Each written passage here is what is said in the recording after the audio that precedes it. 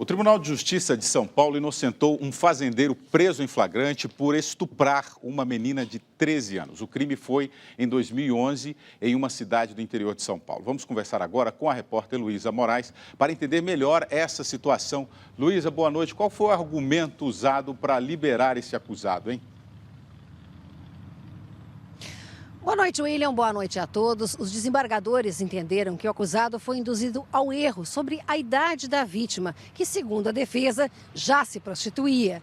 Quando foi preso, o fazendeiro de 79 anos estava com duas garotas, uma de 13, outra de 14 anos, saindo de um canavial na cidade de Pindorama, que fica na região de São José do Rio Preto, interior de São Paulo. Veja na reportagem.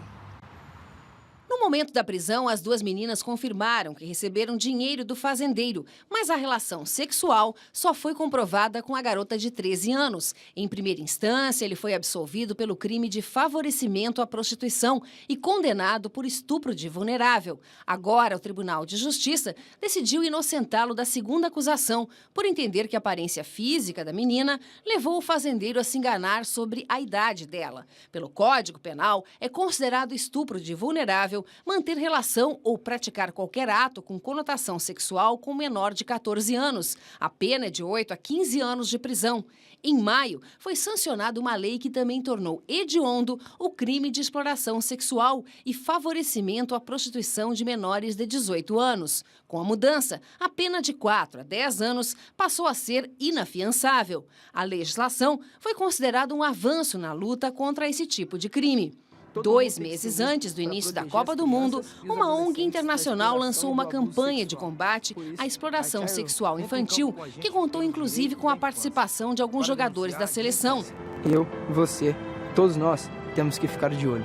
Segundo um levantamento feito pela Childhood, em todos os países que sediaram o Mundial, houve um aumento no número de denúncias no período dos Jogos. Na África do Sul, por exemplo, o crescimento foi de 66%. No ano passado, o Disque Denúncia da Secretaria de Direitos Humanos recebeu mais de 32 mil ligações relatando casos de violência sexual contra menores. Eu converso com o advogado Ariel de Castro Alves, que é membro do Conselho Estadual dos Direitos da Criança e do Adolescente. Doutora Ariel, boa noite. E uma coisa importante para a gente entender, nos casos que a lei já julgou anteriormente, esse tipo de argumento que foi arguído pela defesa também já foi aceito em alguma situação? O que a lei diz, afinal? Boa noite, Luísa. Esse argumento já foi utilizado anteriormente, inclusive tivemos decisões do próprio Superior Tribunal de Justiça que também geraram uma repercussão muito negativa. Posteriormente, houve uma mudança na jurisprudência.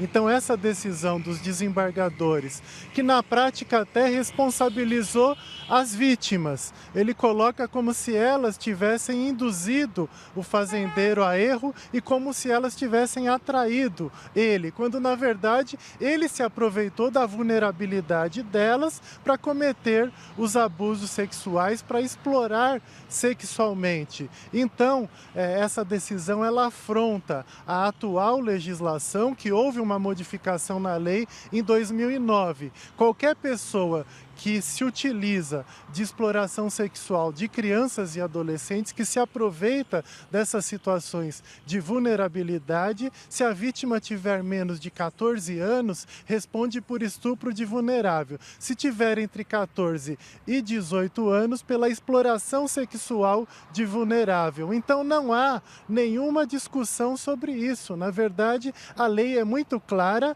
e por isso essa decisão vai totalmente contra a própria jurisprudência do STF e do STJ. Muito obrigada, doutora Ariel. Lembrando que isso cria um precedente perigoso e que há poucos meses foi tornado crime hediondo, inafiançável, a exploração sexual de menores de 18 anos. Eu volto ao estúdio com você, William.